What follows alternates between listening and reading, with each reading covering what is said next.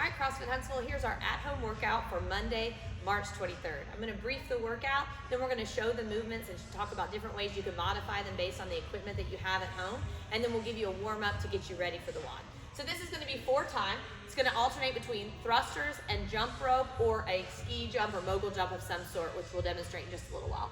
It's gonna start with 30 thrusters, then 100 double unders, or you could do 200 single unders, or you could scale to a jump. Then we've got 25 thrusters, 80 double unders, or 160 single unders, or you could scale to that jump.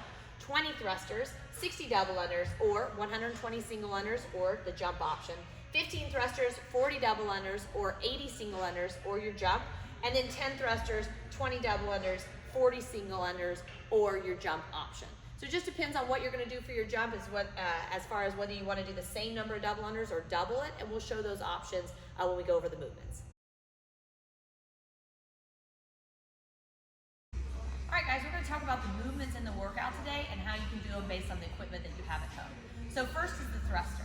So some of you may have already come and checked out a dumbbell from us, or you may have a dumbbell or a kettlebell or even a weight plate at home.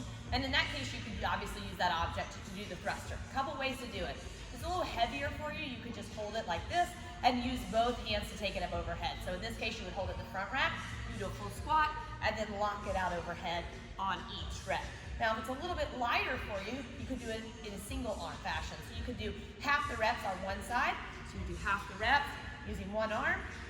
And then once you get to that halfway point, just switch and do the other half using the opposite arm. Now, if you don't have a dumbbell, a kettlebell, a traditional weighted object, you can find anything really around the house that would work. So I grabbed this backpack, filled it up with some things that are a little bit heavy for me, and I would just hold this just like I did the dumbbell in that front rack position. I'll go all the way down and then press it up overhead just like that. Again, if your object is a little smaller or a little lighter, you can still hold it in a single hand and do it in a single arm fashion. The second movement in our workout today is going to be a double under. Obviously, we can scale that in different ways or modify it depending on the equipment. So if you have a jump rope at home, you can go with the number of double unders if you have double unders. If not, double the amount of singles. If you don't have a jump rope, there's tons of different options you can do. So from the simplest, draw a line or find a line or seam on the ground and just do ski mogul jumps back and forth. So it would look like this.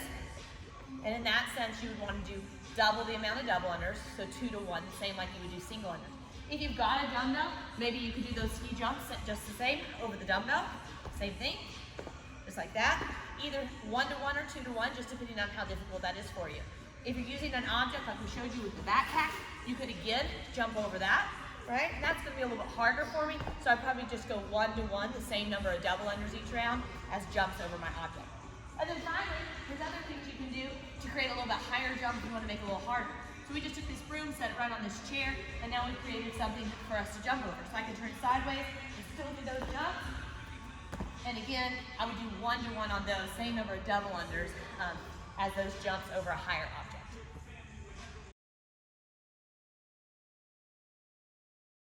Now that you know the workout, let's talk about how to warm up and get prepared for the WOD. We're going to suggest that you start with about 5 to 10 minutes of just some general stretching. Just make sure you're loose and you're ready to go. Then 2 rounds of 10 bootstraps, then 3 cycles of Spider-Man on the left side and 3 on the right side, then 8 Cossack squats, which we do every day, but we'll remind you what that looks like in case you've forgotten.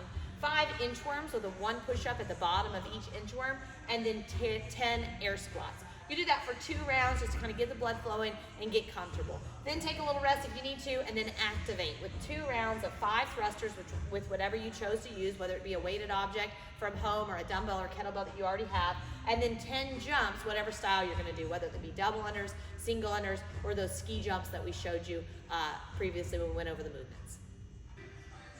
All right, so just a reminder of what these warm-up movements look like. Again, you're going to start with some bootstraps.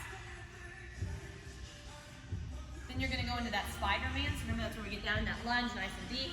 Taking the elbow down to the ankle, twisting and reaching up to the sky. You'll do 3 cycles on each side of that.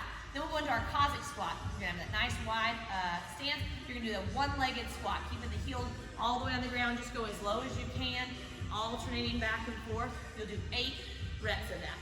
Then we'll go into those inchworms. So you'll do an inchworm, walk yourself all the way out to a plank. You'll do 1 push-up, and then walk yourself back in and stand tall. After 5 of those, you'll finish with 10 air squats, just making sure you're warmed up for those thrusters. All right, guys, so you've got your workout, your warm-up, and hopefully we've given you some ideas of how to be innovative while you're at home, depending on the equipment that you have available to you. So I hope you have a great workout. Feel free to reach out to us with any questions or anything that we can help with, and feel free to post your score on the website or let us know that you're doing these at-home workouts and how they're going for you.